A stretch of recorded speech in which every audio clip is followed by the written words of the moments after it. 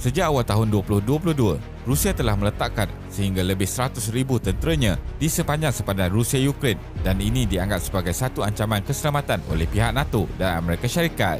Ketua Angkatan Tentera Rusia menyatakan pihaknya tidak mahu menakluk Ukraine dan kehadiran tentera adalah di dalam kawasan Federasi Rusia sendiri. Oleh itu, tidak perlu dimaklumkan kepada negara-negara lain. Rusia menganggap NATO yang diketuai oleh Amerika Syarikat telah mengambil serius aktiviti rutin latihan tentera Rusia dan menyebarkan propaganda kepada media antarabangsa. Namun, Rusia juga memberi amaran akan bertindak balas sekiranya Ukraine bersama kuasa barat memulakan sebarang tindakan untuk menguasai sepenuhnya wilayah konflik di sepadan timur iaitu Donbas dan mengambil semula Crimea dari Rusia. Jika konflik bertukar menjadi perang, ia akan mengakibatkan kemusnahan harta benda yang dahsyat serta kehilangan sehingga 50,000 nyawa orang awam yang tidak bersalah. Jadi dalam video kali ini, kita akan melihat ketegangan yang semakin meningkat antara Rusia dan Ukraine juga pelibatan NATO dalam isu ini. Teruskan menonton. Pergerakan tentera Rusia dan NATO yang meningkat. Sejak tahun 2021, Rusia telah memindahkan pasukan tentera dan membina penempatan tetap di kawasan sepadan panas terutamanya di bahagian konflik timur Ukraine. Rusia mula menambah bilangan tentera bermula Mac 2021 dan pada akhir tahun 2021, lebih banyak pergerakan tentera Rusia dilihat mendekati sepadan Ukraine serta terdapat juga tentera dan kelengkapan tentera yang dipindahkan dari jauh kawasan timur Rusia.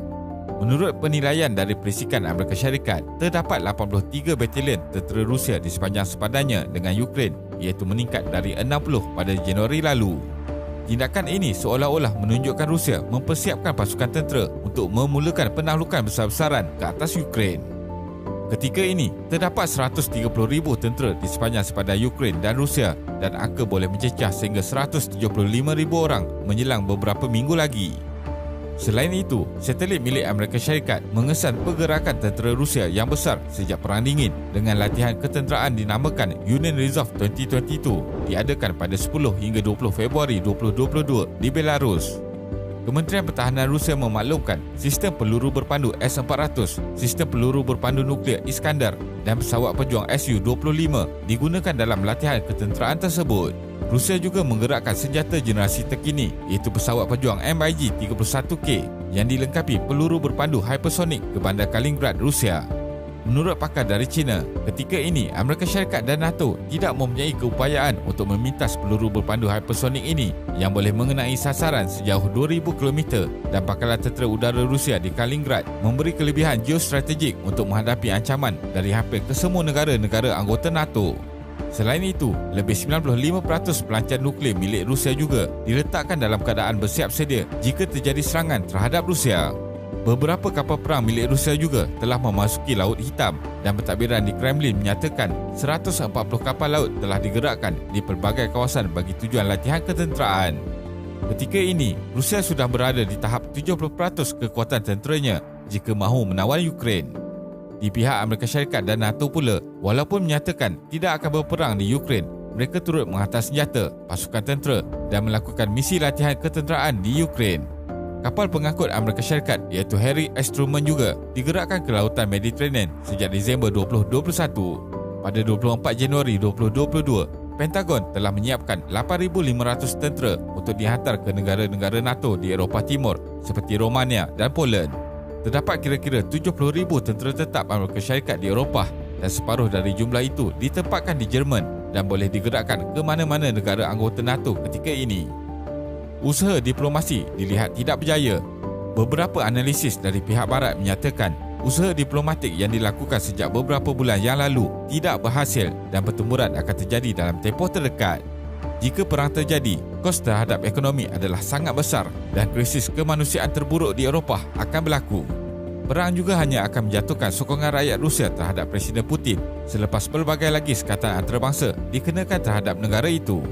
Putin menyatakan Amerika Syarikat hanya mahu menghapuskan kekuatan dan pengaruh Rusia serta mengadakan sekatan baru yang lebih ketat dengan menjadikan Ukraine sebagai alasan. Amerika Syarikat dan NATO tidak mempedulikan tuntutan penting dari pihak Rusia tentang isu keselamatan serantau. Pasukan tentera Rusia sedang bersedia dari arah utara, selatan dan timur Ukraine memberi pelbagai kemungkinan cara serangan yang akan terjadi dan situasi yang paling buruk ialah ibu negara Kiev dapat ditawan oleh pihak Rusia.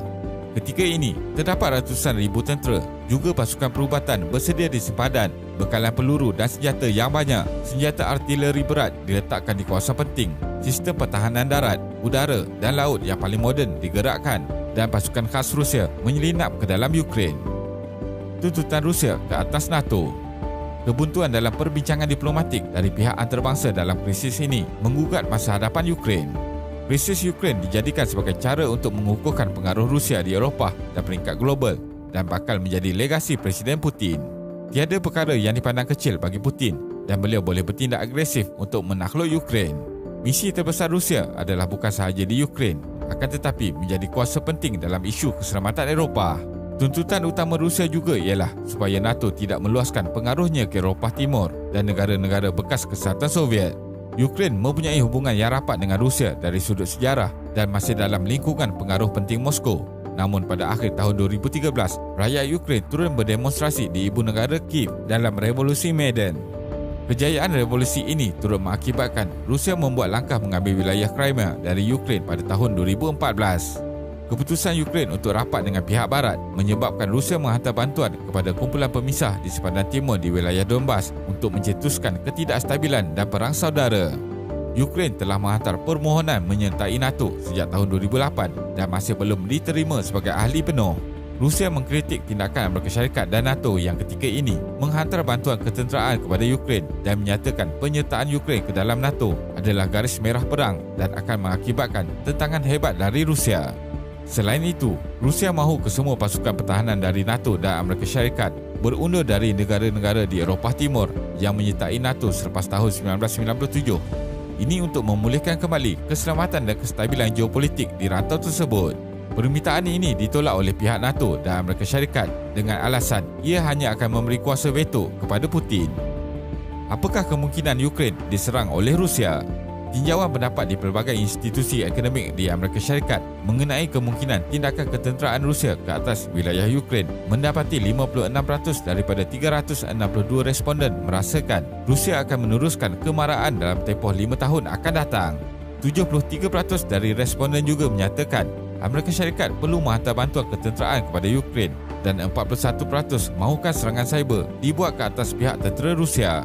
Sejak pertempuran pertama tercetus di timur Ukraine, Rusia mengambil langkah dengan menghantar hanya kumpulan kecil tentera dari Rusia supaya dilihat tidak terlibat secara langsung. Ketegangan kini semakin meningkat di timur Ukraine apabila Rusia juga menuduh pihak tentera Ukraine bersama NATO sedang merancang serangan besar-besaran dan pembersihan etnik di Donbas.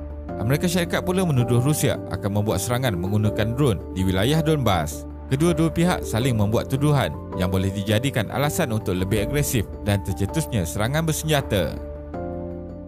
Kesimpulannya, Putin dan pentadbirannya di Kremlin telah menegaskan bahawa tidak akan menakluki Ukraine. Akan tetapi, adakah Putin ingin menubuhkan kembali New Rusia, iaitu menyatukan semula wilayah-wilayah di Ukraine yang penduduknya menggunakan bahasa Rusia?